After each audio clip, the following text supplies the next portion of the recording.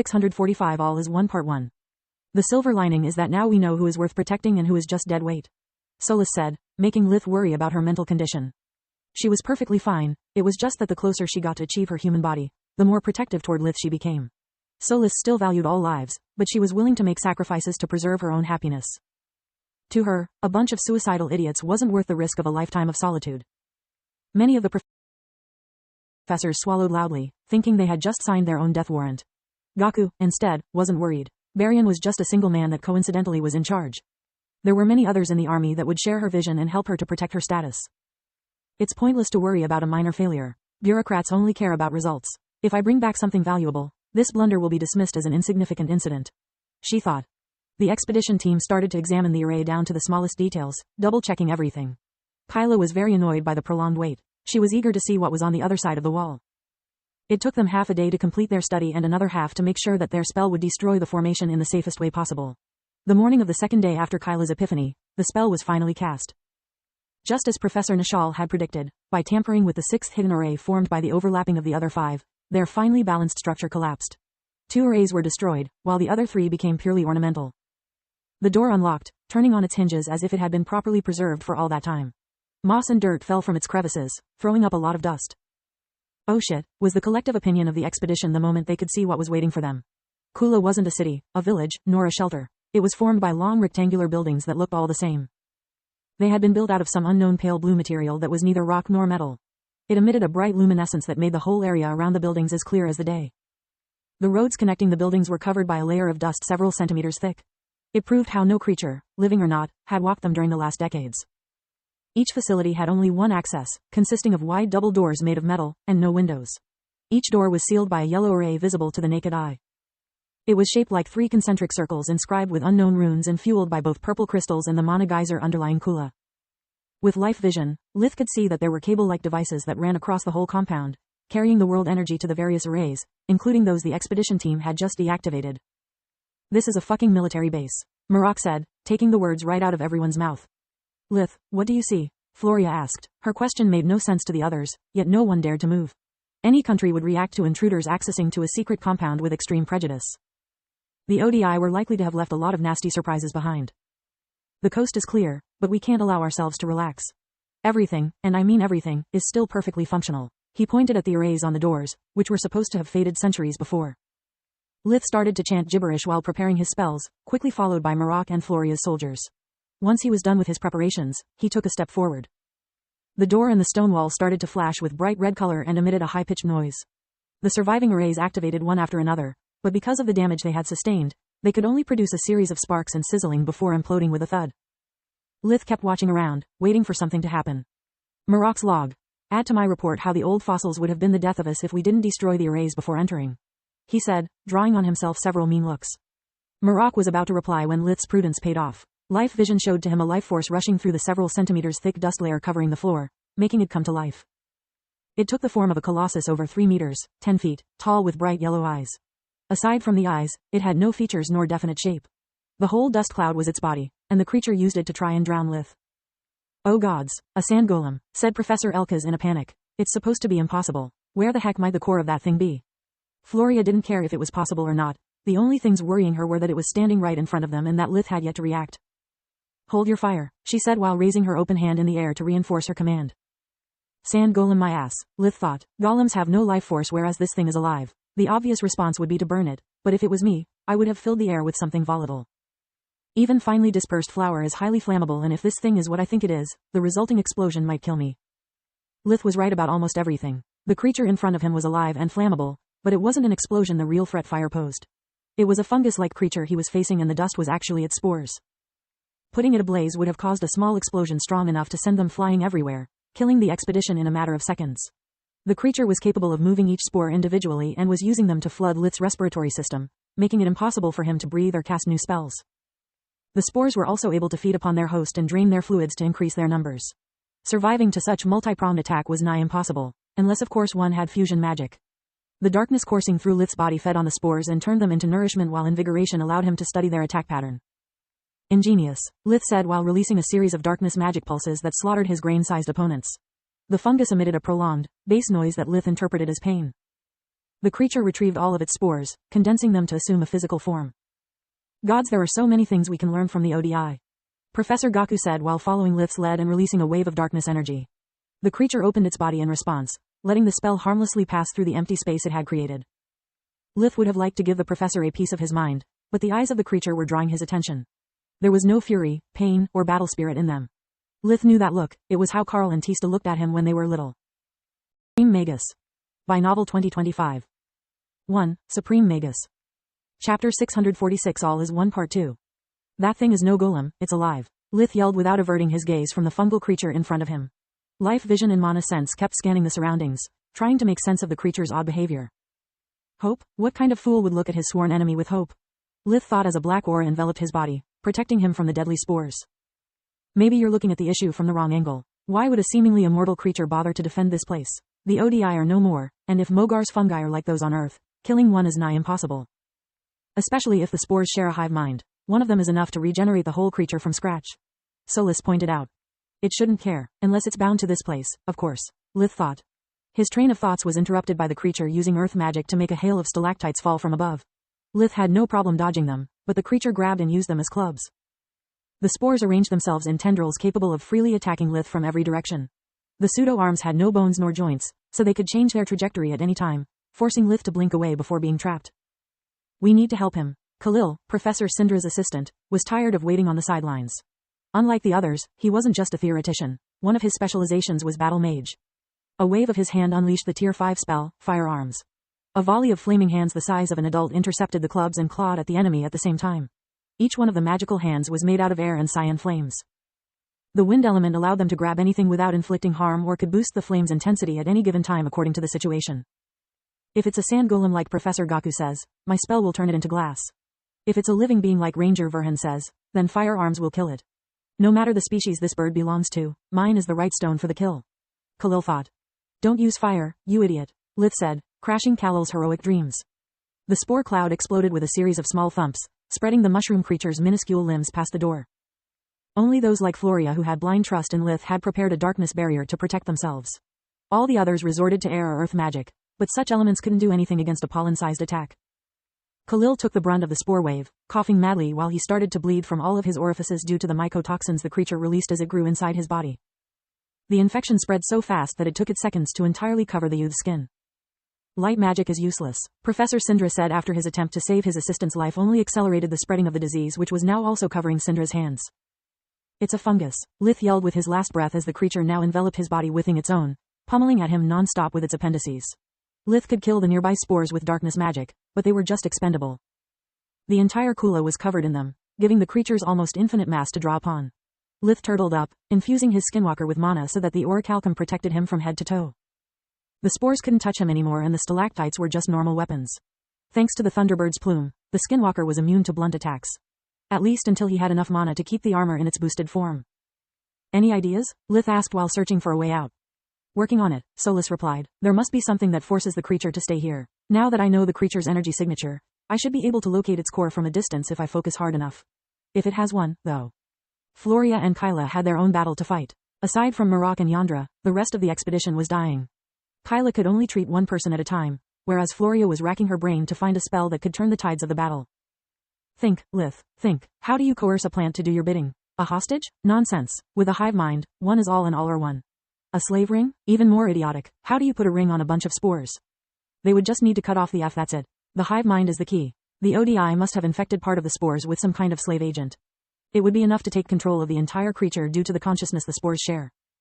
If I'm right, the enslaved spores must be somewhere nearby, a place where they are protected by random harm but have enough resources to survive. If it was a sealed container, over time they would have died of starvation.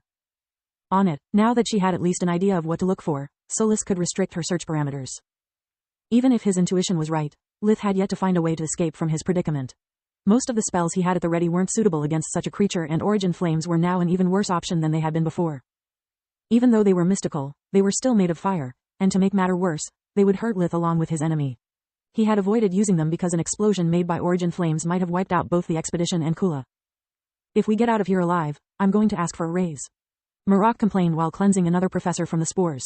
He wasn't much of a caring guy, but he was aware that as soon as the fungus was done with the fossils, he would be its next target. This is never going to work. Kyla blurted out in desperation. With only 3 healers and 14 patients, some already in critical condition, fighting the spores as if they were not sentient was a losing battle. She stopped treating Professor Festa and started to spread short and weak pulses of darkness magic all around her. Are you insane? Your spell is going to affect us too, Marok said. No, she is a genius just as you are a moron. Yandra said, the pulses she emits are strong enough to prevent the spores from spreading but weak enough to be stopped by our armors. She's buying us time by acting as a human array. A reckless genius, Yandra thought while treating her next patient as fast as she could. You can't improvise spells, which means she is using first magic. Covering an area that big while keeping such fine control over the pulses must put an immense burden on her body. Yandra was right. Unlike awakened ones, fake makes were unable to stimulate their cores to produce more mana without the help of magic words and hand signs. Even producing the effects of a tier 1 spells with first magic would endanger their lives. In the meantime, Floria had never felt so helpless. The sword and spells she had practiced so hard were useless against the monstrous fungus, especially now that it held Lith inside its clutches. By Novel 2025. 1. Supreme Magus. Chapter 647 All or 1 Part 3.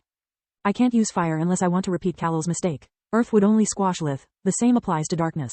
I'm no healer so I can't help the infected. What are the elements I can safely work with? Air and water, Floria thought. A sudden idea popped up inside her head. It was dangerous and likely to backfire, but Floria had learned from her father that she had to fight with the options she had, not those she might want. Regretting to have never learned a single tier 4 war mage spell, she unleashed a barrage of the tier D spell, Frostbite. Fake mages couldn't amplify the strength of a spell below tier 5 at will, so Floria had to compensate for the lack of quality with speed and quantity. A frozen wave after another struck the mass of living spores surrounding Lith, limiting their movements and making those closing in to replace the mass lost due to Lith's dark aura fall to the ground. The fungal cage became thinner by the second as its external layers were frozen and the internal layers were sucked dry by darkness magic. Lith managed to escape by releasing a sudden burst of his aura that scattered the creature's remains away while Floria's unrelenting barrage of spells prevented the spores from taking a physical form again. Why you didn't do that earlier? Lith asked while flying to her side. Because I was afraid that something like that would happen. The moment she stopped casting to catch her breath, the spores broke out of the ice and started to multiply at a terrifying rate. If something that size lived for so long and kept such a huge mass, then the ODI must have left it plenty of food. Food plus lots of water. Make the problem even bigger. Lith completed the phrase for her. So she was aware of the risks and yet she used water anyway. How can she still trust me so much that she bet her life on me finding a way to beat this thing? Lith thought. Maybe it's not just trust. Maybe she wasn't willing to abandon you. Feelings don't fade just because we want them to. Solus hated it when Lith was so dense, but being cynical also made him blind to the most obvious and cheesy answers. I hate to ask you for this after all the troubles we had to escape from that living prison, but I need you to get back in the belly of the beast. Metaphorically, of course. I can't find anything from here, so if you were right, the corrupted spores are in some place deeper inside Kula. It would explain why the creature didn't attack as soon as the door was opened. Probably if its consciousness gets too far from the corruption, the mind link might be broken. It had to wait for us to be in position. Lith Mine whimpered before saying. Thanks for your help, Floria. Also, please don't get mad at me. Then he seemingly threw in the gutter all of her efforts by charging at full speed against the spore cloud that was now so big that it covered the entire Kula from her sight. I really hope Lith does have a plan. Otherwise that creature will have to get in line to kill him, because I call dibs. Floria thought as she was now left alone against a raging storm of deadly spores. Only half the creature was following Lith. The remaining half was determined on crossing the entrance and dealing the finishing blow to the crippled expedition team. Then, it would have all the time to focus on the last invader standing. Well, at least protecting is what I do best. Floria activated her tier 5 Mage Knight spell, Death Bastion. It conjured a stone wall infused with darkness magic that quickly replaced the open door, sealing Kula's entrance. The spores tried to seep through the crevices in the newly formed rock, but darkness magic killed them faster than they could advance. Then, the creature tried to overpower Floria's control with its own earth magic, but tier 5 magic allowed her to infuse her will inside her spell. On top of that, darkness magic wouldn't make a distinction between the spores and their mana. It devoured them both, giving Floria an edge in the willpower tug of war for the control of the earth surrounding the city gate. On the other side of the gate, Lith moved as fast as a bullet, using waves of dark energy to force the enemy to open a path for him. At the same time, he cancelled some of the spells he had at the ready and started weaving new ones that were better suited to handle his current situation. This plan sucks so badly for so many reasons. Lith thought. The ODI should have ordered the creature to protect the container holding the corrupted spores. The closer I get, the more focused on me the creature will become. If on one hand it will help me to understand how close I am from my destination, on the other hand, it's also likely that once I become its only mark, things will get even more difficult. Lith flew above Kula's blue buildings, but kept himself away from the ceiling. The fungal creature had already proved to be able to manipulate Earth and the fight was already unfair as it was. Tidal waves of spores were surrounding Lith from all sides. They couldn't keep up with his speed but they had no need to. The creature was slowly collecting all of its mass, sealing all the possible way outs with living walls made of spores mixed with earth. Each one of the walls was at least 2 meters, 6.6 feet, thick and kept expanding by the second. Their hardness was also increasing, making them able to withstand most Tier 3 spells without effort. The creature had spent centuries trapped inside Kula, with nothing to do but eat, multiply, and develop its skills. Found it, Solus said, same energy signature but stuck below the ground, in front of the third building on your left. The moment Lith came 100 meters, 330 feet, close to the container, the defense order took priority. The entirety of the creature moved against Lith, giving Floria and the healers the respite they so desperately needed. Even the spores infecting the expedition members willingly abandoned their victims and tried to reunite with the main body. Unfortunately for them, the moment they were far enough from the humans, Floria, Kyla, Yandra, and Marok shot a darkness pulse that wiped them out from the face of Mogar. Kyla collapsed as soon as she made sure that her patients were alive, not a second sooner. Yandra cursed at her old age. She had not much stamina left and Kyla was not faring any better than the victims of the spores. Marok was whistling. He had done his part so he could pretend to be exhausted and wash his hands of the rest. In the meantime, Lith had just landed on the spot Solus had identified. He conjured his Tier 5 spell, Setting Sun. It generated a globe made of darkness-imbued flames around him to act as his last stand. I'll stall for time, you take care of the container, he said. Solus' glove detached from Lith's arm, using invigoration to make sure there weren't hidden traps or arrays while Lith filled the space of 10 meters, 33 feet, around himself with black flames. His own magic couldn't harm him nor Solus, whereas it would incinerate the fungal creature as if it was paper thrown into the fire. Magus. Chapter 648 All or 1 Part 4. Lith's problem was that if you toss enough paper at once, it can end up smothering the flames. Fuck me sideways. I wish I had added the air element to the mix. A tornado of black flames would be much harder to overpower, Lith thought while looking at the incoming avalanche. Again, only hindsight is 100% correct, Solus replied. Plus, making 2 elements coexist is already hard. If there was a third one, you would be complaining about not having enough mana to maintain it active for long. As she had feared, the container was protected by several arrays. They were layered one upon the other, to force the enemy to waste their time deactivating them one by one. It was a perfect plan since with the fungal creature on a rampage, Lith and Solus didn't have more than a few seconds at their disposal. Even an invigorated setting sun could only hold for so long. I really hope you ODI are all dead, otherwise I'm going to kill you, Lith said while making the black flames so tightly packed that they almost became solid. The first tidal wave of spore was turned into ash on impact, but the second one managed to penetrate the barrier, and the third went deeper. Tons of spores were crashing on him non-stop from every direction. Lith was too focused on slowing their advance to keep his breathing rhythm. Invigoration had been sealed by the simple raw power of the creature's onslaught. Did they really devise this strategy to fight awakened ones? Lith thought while the enemy was seconds away from eating his face. Nah, you know the ODI. Too arrogant to admit that the devil is in the details, Solus said as the arrays collapsed in unison, allowing her to destroy the corrupted spores. The moment the creature was freed from the mind control spell, it stopped its attack. After that, most of the cloud died, leaving only enough spores to form a humanoid figure that creepily resembled Lith down to the smallest details. He had no idea it was the creature's way to show respect toward a member of another race. U003C, thanks, human. Even though we doubt that freeing us was your real purpose, we can't argue with results nor justify our attempts to end your life. U003E, the creature said. Unfortunately, Lith couldn't understand the beast's language, let alone Mysit's. He used that moment of respite to rekindle Setting Sun back to its full power. U003C, you have no idea of the pain we endured. Centuries of slavery spent having our mind violated every day and forced to increase our numbers despite the pain having our consciousness split between such a big colony inflicted to us. We'll hinder you no more. May the Great Mother bless you. U003E. The Lith-looking creature beckoned with its hand and a small ring floated in the space between them. U003C, we don't know if it's powerful or not. Its magic comes from the accursed ODI and it's useless to us. We pray it will aid you in your journey. Please, forgive us. U003E, the creature gave him a deep bow before bolting away. Only when Solus and Life Vision confirmed Lith that there were no more spores did he lower his spell. Okay, first of all, how the heck did you crack so many rays that fast? He asked while using spirit magic to lift the ring before studying it with Life Vision. Lith had no idea what it was, but he could recognize blue glowing runes when he saw them. It was actually an incredibly menial task. What do so many powerful arrays need to work? She asked while studying the ring with her mana sense. Its pseudo-core wasn't very complex and the gem on top of it was just green. It made both Lith and Solus very happy. A lot of mana, so? Lith replied. Do you see mana crystals around here? No, wait, don't tell me that. Lith couldn't believe that an entire race could be so shrewd and yet so idiotic. Bingo, I just cut the mana crystal cable that supplied the arrays with the world energy from the mana geyser and they dissipated. Easy as flipping a switch. Solus wrapped herself around Lith's arm before returning to her ring form. Morons. As for the gift the creature left us, it must be a trinket someone lost and never bothered picking it up. Which is awesome. It might as well be our Rosetta Stone for studying runes. Lith thought, putting the ring inside his pocket dimension. Lith had already returned to his peak condition thanks to invigoration. He flew back to Kula's gates, to check on Floria and Kyla. Maybe on Yandra too. The rest of the expedition might as well die for what he cared. It's me. Let me out. The creature is gone and the area is safe. Lith said once he reached the Death Bastion. What's my mother's name? Floria asked. She wasn't leaving their lives up to chance. For what she knew, someone or something might have been imitating Lith's voice. Journey, your father is Orion and your dog Lucky. In name and in fact. Floria dispelled Death Bastion, giving Lith a solid punch in the stomach right before hugging him with enough strength to squeeze out the little air left in his lungs. Thank the gods you are all right. You almost scared me to death. Again, she quickly searched his body for injuries and when she found none she said. Please, help Kyla. She's not getting better. Floria had no idea how he could still be so energetic and couldn't care less.